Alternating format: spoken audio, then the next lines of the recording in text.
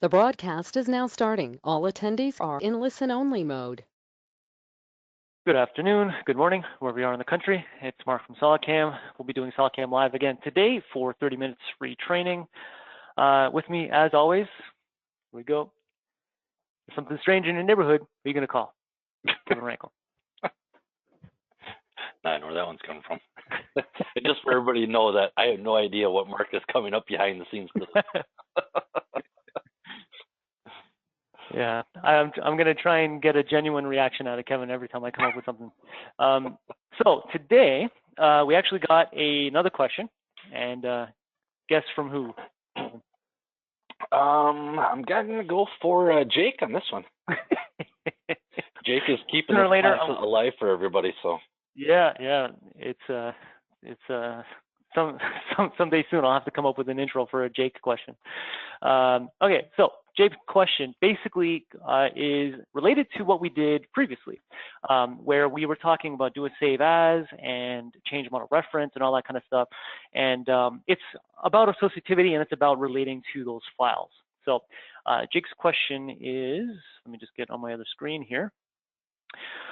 So to paraphrase it, basically he's got a part that is still being designed by his designers, but he's given a version of the part to get started. Now, should he be saving this to a separate folder and working on that, or should he be working on the active file? I would say work on the active file, because eventually you're going to have to update those toolpaths anyway. And any new features that are added, any changes of hole locations or radii or anything like that, anything that gets done on the design side automatically updates your toolpaths. So if you are linking it directly to that active file in the design folder of the design team of the engineer's computer, then any toolpath you create will automatically be updated by that geometry. If they remove that feature and replace it, well, you're going to have to reprogram your part for that anyway. So you might as well be linking to that active file. Would you agree with that, Kevin? Yep, absolutely. Perfect. Now, let's say for whatever reason, let's just use Jake as the example. So Jake gets that file and he doesn't want to do it that way. He wants to take the file as is and put it in a separate folder. You can do that as well. And he goes on to ask, if he does do that, can he just overwrite that file and then just update his toolpaths? And again, yes, you can do that. If you overwrite the file with the same file just further along in the design, you can do that as well, because all those ID numbers we talked about should be the same if it's the same feature. If it was deleted and replaced, well, then you're going to lose that associativity because it's all based off the ID numbers. But the idea is the same. If you overwrite that file and your CAM part directory, we go to the change model reference, if this address is the same, the part file name is the same, then yeah, you can overwrite it. SolidCAM is going to look for that name anyway, and then it's going to look for those ID numbers. So as long as it's the same file, a little further along, or maybe a modification, but the ID numbers are the same, then that associativity is still kept. And then one of the other things, because it's multiple questions related to the same topic. When he does have a part linked to an active file or a file that he's going to overwrite, the reason he has this separate file is because he's adding sketches or other features or whatnot to define things like his boundaries, his coordinate systems. He's basically adding things to the file for the purpose of machining, for the purpose of programming. And that's exactly what we want to do in an integrated software like SolidCAM. But where do you add those things so you don't lose them? Because as he asks, yes, if you put them in the file, the same file that you're working with from the design side of things, it will get overwritten because of the associativity. But if you remember, when we were talking about this last, in your SolidCAM external file, it actually opens it up like a SolidWorks assembly file. And in that assembly file, you have two solids, the design model, which is that associative solid we were talking about. This is the one that is a copy of the original SolidWorks model that gets brought into SolidCAM. We make a copy of it, but it's still associative to that original one. We just relabel it as design model. But this is essentially that file you brought in. So everything under this figurehead here, this heading of design model, is associative. So this will get overwritten because of a change on the design side. CAM allows you to add anything in addition to that so that you can add those things. So any sketches, any boundaries, any additional solids or anything like that you want to throw in here that is not associative, you can put under CAM, and that will not get overwritten with the design change. Yeah, and that's why you guys will see a lot when Mark's doing his stuff, or even myself. Well, if we need to create a sketch just quick on the fly and do a boundary box, you can add it right to this CAM, or you guys can just right click on the model itself. So if you hover and do sketch, and what that will do is it will throw a sketch right below where it says Mac 1, or the sketch of Mac 1 and the chord system Mac 1 down there. So it will stay internal to that assembly. Absolutely, and that is when you do anything in the assembly file, because again, this is a SolidWorks assembly. So either you can add things to individual solids, or like Kevin said, you can add sketches and surfaces or whatever that only exist in this assembly file. Because remember, this is kind of like an indented kind of structure. So if you add something to this solid, it exists under this figurehead. But if you add it outside, like Kevin's suggesting, let's just add something real quick here. So if I put a sketch on there, and I'll just draw a line, and let's say that line is done. We save what we've done. You can see that it adds the sketch immediately after, but this doesn't exist anywhere other than inside this assembly file. So you can do this as well, and this is also not associative. So this will remain on screen, remain as part of this part file, even in the case of an associativity change. Yep. So Jake has a follow-up question. So the design model is the target. Yes. Yep. In a way, I mean, you can bring in everything on the design side. If you bring in a full assembly, you still have the ability here to define your individual solids as the target. So anything you bring in on the design side bring into SolidCAM is under that design model heading, but it doesn't necessarily mean everything there has to be the target. You can bring in a full assembly. Let's say we had this part, then a 3D model that represents the stock, then a couple of 3D models that represent the vices, or the work holding, or the clamps, whatever you're bringing in. All of that can be brought in on the front side, and that is the design model, but only the solid that is the target can be selected here, or should be selected here as the target. That being said, that's assigning it as the target, but everything you brought in on the front end is associative. So that vise, those clamps, the surfaces, the sketches, whatever you brought in on the design side, that's all associative. That doesn't necessarily mean that's the target. But everything that's associative means that if there's a change to those solids, in the case of, let's say, that vise I was using, I use that vise in my demo models, I use it on a training file, I use it all over the place.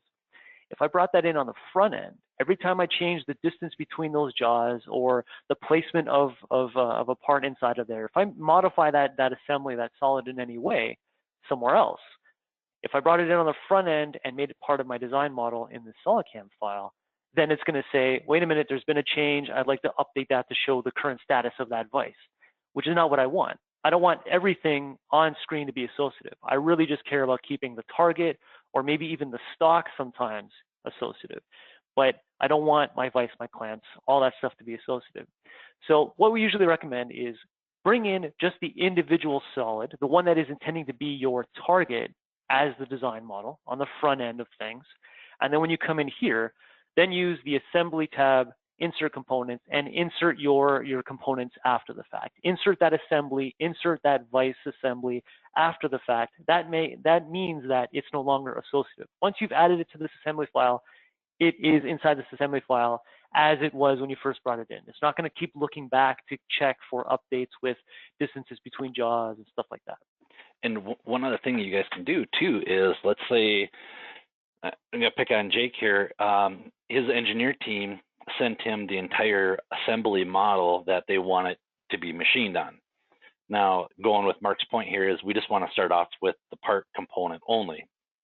So what Mark can do is start off saying SolidCAM New Milling just on the component only, or the SolidWorks model only.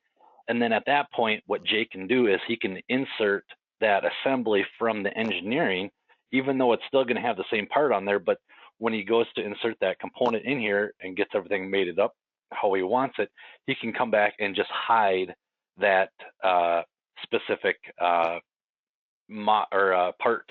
part number of that's in there. So when he goes, Mark, go back to your SolidWorks feature tree. So when Jake goes back over, he'll still have design model, and it will just have that single part file in there. but then he will also have all his vices and all his another sub-assembly in here with the SolidWorks model as well.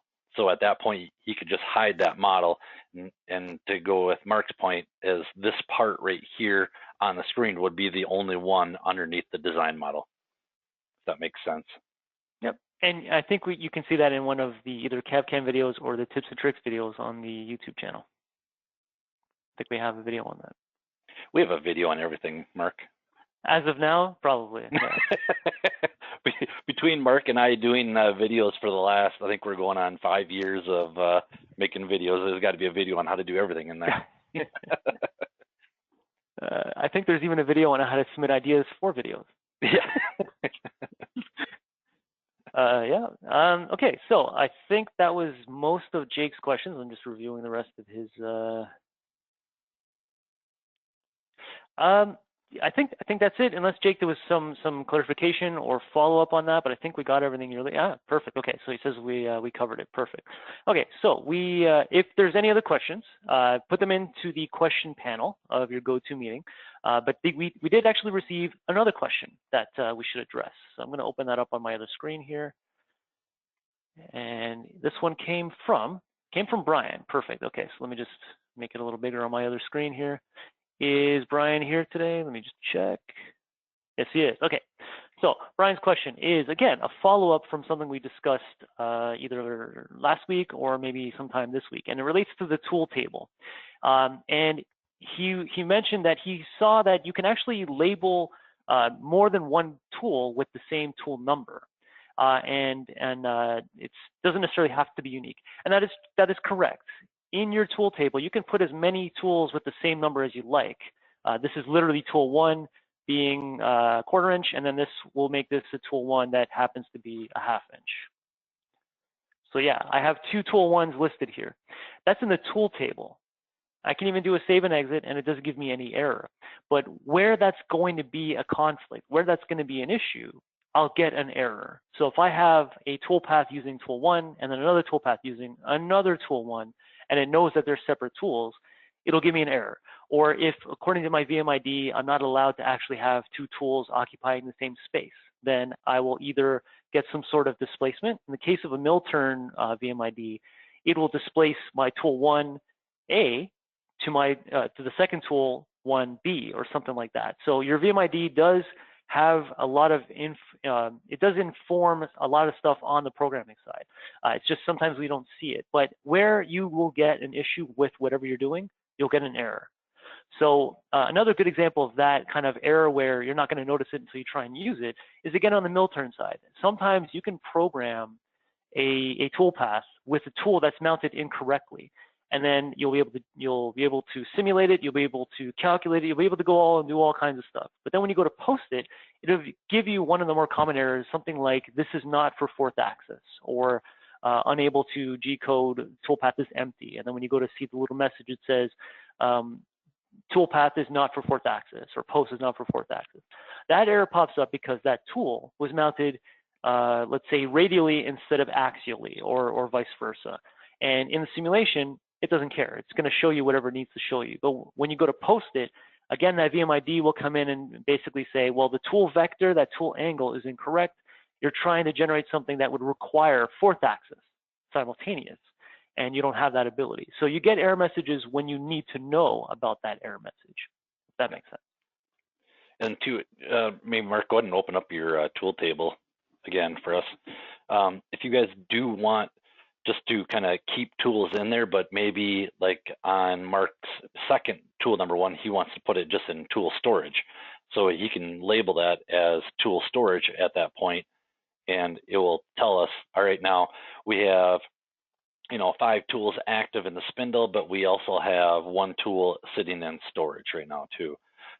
So this also comes in handy more or less for the mill turn side of things, but if you guys do have dedicated tooling that is set up, or for your machine, and then you want some tools that are sitting outside of the machine, like on the rack that you already have pre-built to, that's a great spot to do it, is just label it as tool storage.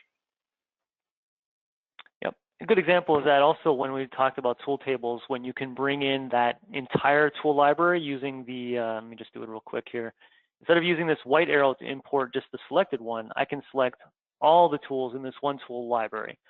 You can bring that into storage and then pick and choose from the storage rather than pick and choose from here, having to come back in here every single time to pick your tools. You can actually preload them all in tool storage, and then when you need them, just come and toggle them between spindle and tool storage, or tool storage and station 1, station 2, whatever module you're working in.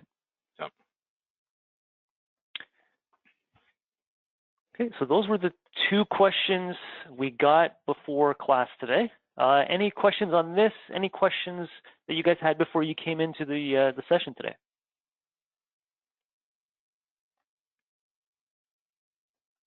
Okay, probably nothing's coming up, but while we wait for questions to come in, I'm going to get out of here. And we were talking about tool tables yesterday.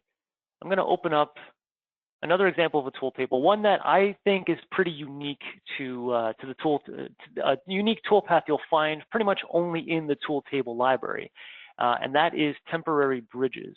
So I'm just going to look that up in my other window here, unless any questions come up in the meantime. So while I'm doing this, I believe it's Tuesday. Kevin, you got KevCamp tonight, right? We do. Tonight we will be covering the new, well, I shouldn't say the new, but the enhancements that have been done to the beta simulator. A lot of great features that are in there. So if you guys want to see everything that has been added to that new beta simulator, check that out tonight at 8 o'clock Central Time, 9 o'clock Eastern, and we'll go through all the go through that with a fine-tooth comb.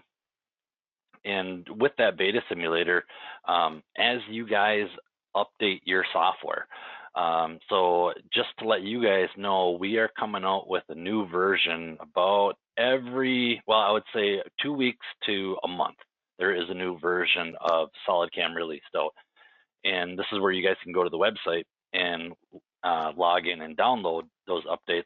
But there's a lot of stuff that are being done in those updates as well. So for instance, the beta simulator, I know Mark started talking a little bit about, you know, using the section views in there and showing that off. So every release, they're adding not just feature requests and enhancement requests and fixes in there, they're also adding to that beta simulator as well. So for whatever reason, I couldn't find the file that you would have seen in the video that I did on the temporary bridges. I don't know where I put it, but we'll do it off this one here. So you can see in the top left corner, one of those toolbox cycles is temporary bridges. Temporary bridges simply refers to the fact that I might have a cavity that I'm, either a cavity or a part that I'm milling out of a part where I don't want the slug to just fall out. Maybe I want to hold it in place with some leftover material, some tabs, some bridges. And what you get is you get the ability to define pocket geometry, very similar to what you see on screen. I'm just going to do the outside edge of our part. And I just selected a tool like normal. And like normal, you get your control over your feeds and speeds. Levels, very similar to what you would find in the pocketing or profile toolpath. Like I mentioned the other day, the toolbox cycles are basically the pocket profile toolpaths with some bare bones parameters, focusing on what it is you're trying to do. In this case, we're trying to do some sort of profile on this part. I'm just going to do the profile of the outside part, but later when I get to technology, whenever you get to technology, you're actually dealing with the parameters specific to the toolpath. In our case, in the technology section, I'll be able to control those tabs I'm looking to leave behind. But in the levels, very similar to what you would do with profile or pocket. You're basically just going to say from the top of, let's say, the target down to the bottom, and let's say the bottom like that. So we get that associativity as well. So in the technology section, we're looking at parameters specific to temporary bridges cycle. In this case, very similar to profile, tool side left, meaning that I'm getting that climb milling if I'm on the outside of my chain. If I'm doing roughing, I have the ability to do step downs. Again, very similar to what you would see in profile. Again, you can do even a finish. You got your wall offset, all of that is the same. What this lower half is what's very specific to this. And you can see that we have the ability to automatically generate the bridges. So I want to put 4 of them. I want them to have, let's say, a width of 1/8 of an inch and a thickness of, let's say, 1/2 inch. So when I generate this, it generates the profile toolpath. It's actually doing those 1/8 of an inch step downs, but you can see that it stops short and it leaves behind that material, or it would if I had some material to show you. If I had some oversized stock, we would actually see some of that be left behind, and that would be a tab left behind to hold it within my stock. This is really useful for any kind of sheet metal work or any kind of really, you're doing a lot of parts where this thing, you're going to do a lot of parts out of the same larger stock, and you don't want the slugs to fall out, maybe get damaged, get scratched. You want to hold them in place until pretty much all the work is done. Auto actually generates all 4. So you can see if we go around, there's 4 of them there. If I clicked on manual, I get the same control over the width and the thickness of those tabs, but I can actually tell it where I'd like to position them. So let's say, let me just get out of here for a second, turn off that wireframe.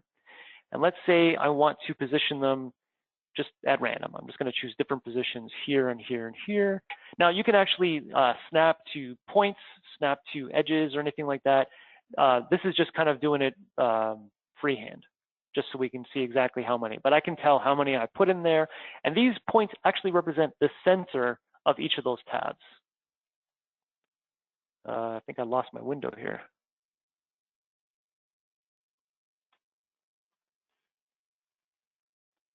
I lost the window on how to get back to the previous screen. Okay. Is it on your other screen? Sorry? Is it on your other screen? Not that I see. The screen hiccuped for a second, and I lost my my SolidCAM window. Click right there. Where am I clicking? Anywhere. I think the GoToMeeting is blocking some of your screen options. Yeah, I think it is. Okay, well, let's see if I can kind of hit the escape key. No. The window has disappeared. Okay, well, while I correct this, looks like Scott has a question. I saved an STL stock in simulation, then brought it in on a new file for a second op, but cannot get it placed correctly in the part or see it. Can you review how to move it and see it again? Yeah, okay, so let's do a crash on this, and we'll reopen this.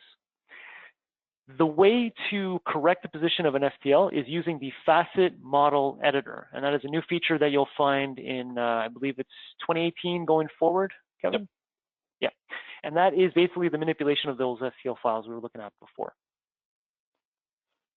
And what I would say with that is create the open the STL inside the facet model editor, make the modifications in terms of the flipping, the shifting, whatever you're doing, and then save it under a different name completely. And then in your new file where you're looking to use that new stock, use the stock definition from your the STL file in your stock definition, and then you'll load that differently named file, and it should be in your proper location.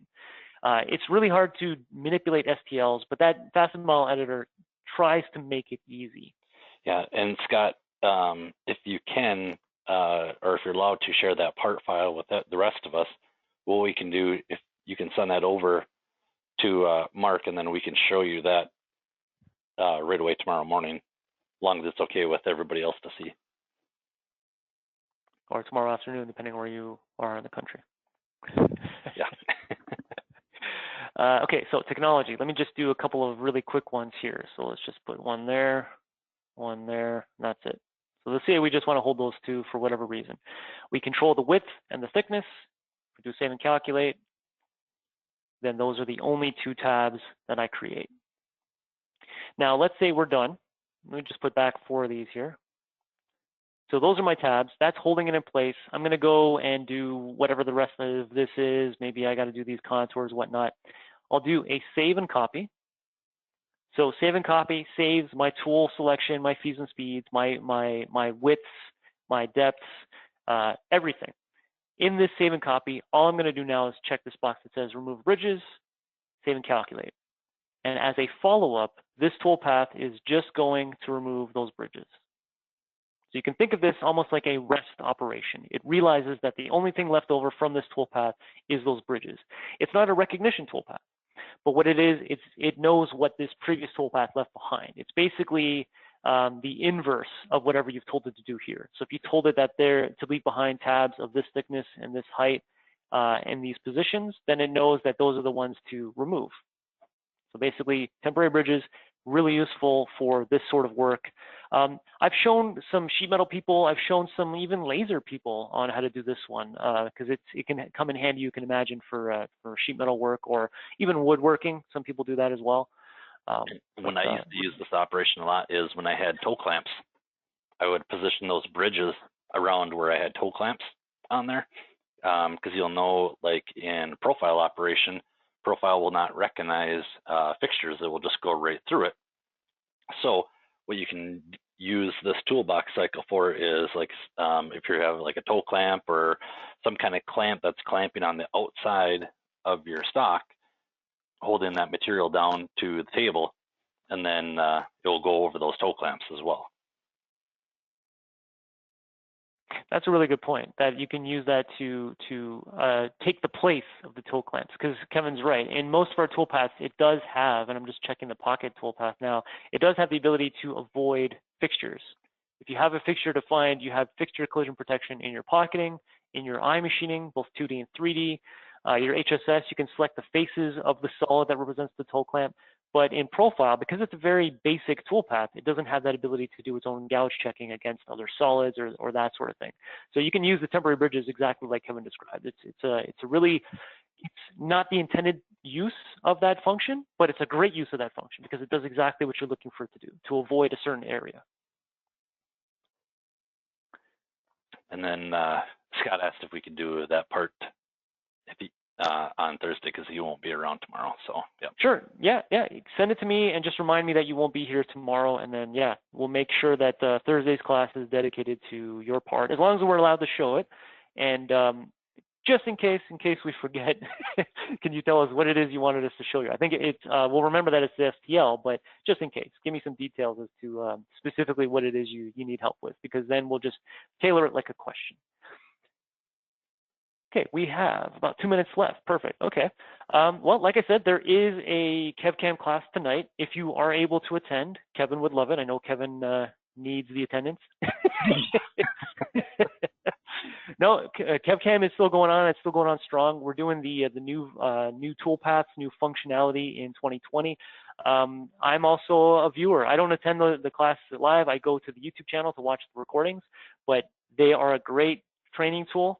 So if the training manager can give any hints, I would say watch those videos as well, because that is the new stuff coming down in the new versions. So all of us should learn it, because there's a lot of new functionality, and especially some of the stuff that Kevin's going to be showing a little more recently, because that's where the new functions have been coming in. In addition to that, we still have this class going on every day at 2 p.m. Eastern time. We'll be doing that for as long as we get the attendance. So if you guys want this to continue, just let us know, and we'll tell the bosses, and we can keep going. If you have any questions, you can always email either myself or Kevin, and I'm pretty sure Kevin's got my email already locked and loaded. So click Kevin if you could put it in the chat section, so I don't keep screwing it up. You can email me. You can email Kevin with your suggestions, with your questions.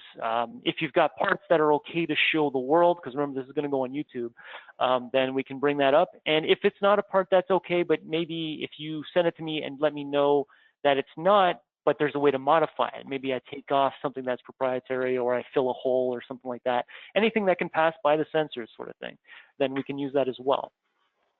What was the other thing I was going to say? I guess that's it, unless any other questions pop up. I'm sure.